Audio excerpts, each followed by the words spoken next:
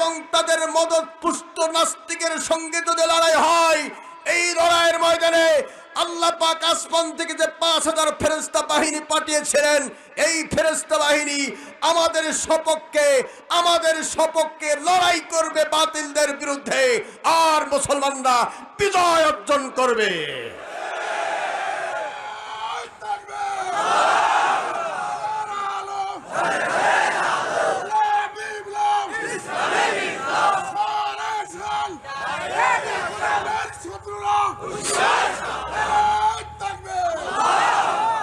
আল্লাহ তাআলা আমাদের সকলকে সঠিক কথাগুলি আমল করার তৌফিক দান করুন।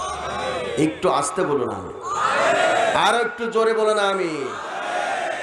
বিশ্বনবী জনাবে মুহাম্মদ রাসূলুল্লাহ সাল্লাল্লাহু আলাইহি ওয়াসাল্লাম আনাসের দিকে তাকায় পড়ে বললেন, আনাস, 1 সপ্তাহ আগে তোমার মা আমাকে দাওয়াত দিয়েছে।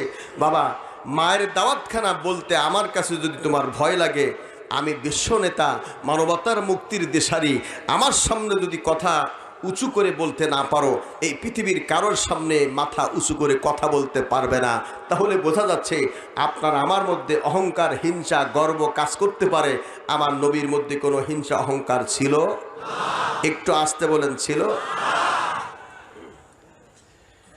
আনাস বললেন, ইয়া রাসূলুল্লাহ, 1 সপ্তাহ আগে মা দাওয়াত দিয়েছি। যেই দাওয়াতখানা বলতে যাই, আপনার চেহারার দিকে তাকে আমার মনে হয় এত বড় বিশ্ব নেতার সামনে আমি কিভাবে দাওয়াত দিব। নবীজি, আমার মাথা তখন নত হয়ে যায়, আমি আর কথা বলতে পারি না।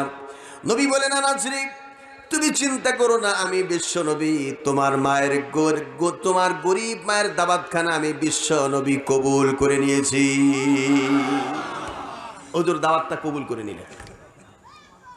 এবার বলুন, আপনাদের এলাকার এমপি সাহেব যদি খবর পান যে এই এলাকার একটা বুড়ি মানুষ ভিক্ষা করে খায়, উনি মারা গিয়েছে, এমপি তো ওই বাড়িতে আগে আসবেন? কি কও, আগে আসবে?